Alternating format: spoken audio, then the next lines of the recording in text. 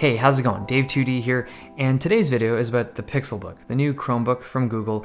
And there's a lot of good reviews about this thing, but I wanted to do something that's a little bit more encompassing because I feel like some of the reviews out there are a little misleading, not intentionally so, they're just not looking at the bigger picture of what this product is or what this product isn't. So I kind of wanted to go through its paces. So let's just talk about the hardware first. The hardware is fantastic. Everything that you've read about how good the hardware is exactly that. It's literally the best built Chromebook available on the market. It's expensive, it's $1,000, but it is really good.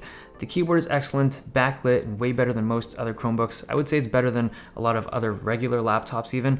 The trackpad is pretty good. It's built really well with great material choices and a good button mechanic, but there's a little bit of a stutter in Chrome OS. The white rubber pads are nice. They're supposedly quite resistant to dirt or any kind of staining, and they position them all over the device to kind of protect it when you have it closed, or just give it a little bit of grip so when you're using it, you just feel more confident in its ability to not get damaged.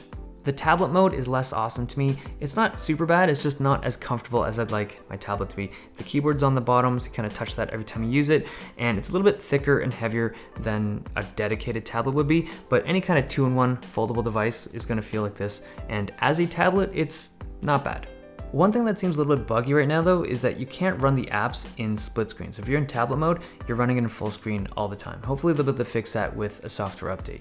There's an optional stylus called the Pixelbook pen, which I didn't bring into work today to film, but it basically works as intended. The lag is very minimal as long as the apps have been recently updated. It's a good stylus as you would expect, but there's this feature where you can circle things in Chrome and Google will search for it, which honestly feels really gimmicky. I tried it a bunch of times and just the accuracy isn't there. For whatever reason, it's just pulling up stuff that is somewhat related, kind of, to the thing that you circled, but it's just never something that I really wanted to search for. Performance is good, it's running some 7th gen Intel chips, but it's a Chromebook, right? I feel like the average person that's gonna be using this Pixelbook probably won't be able to tax it all that hard, and the battery life is okay. I mean, it's good, but I just expected it to be better considering how low demand this whole system is. I'm getting around 8 hours of battery life. Okay, I wanna talk about the OS, and Chrome OS is probably where this whole thing starts to break down. I like Chrome OS. I think it's a great system.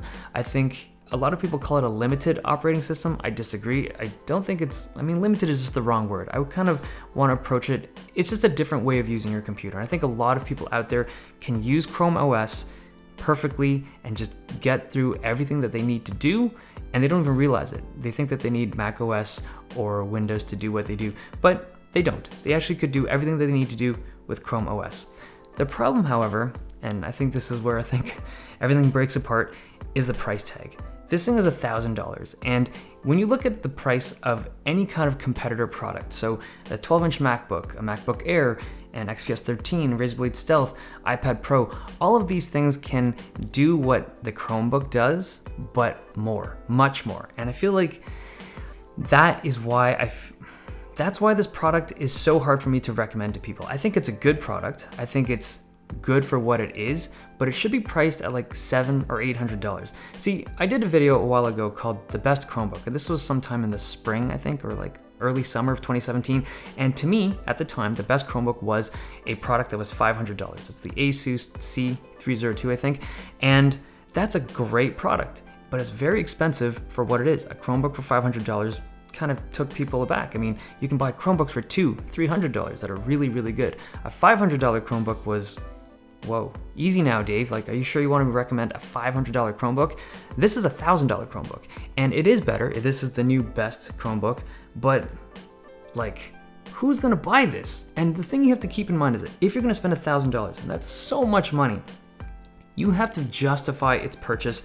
Like, you gotta be able to use this and prefer it over any of the other devices that I've mentioned. And I think for most people, that's just not the case. If you want better battery life, there's other options. If you want the ability to play games, there's other options. There's just so much more versatility with the other choices over this. Even the iPad Pro can do more than this can, just for the average person.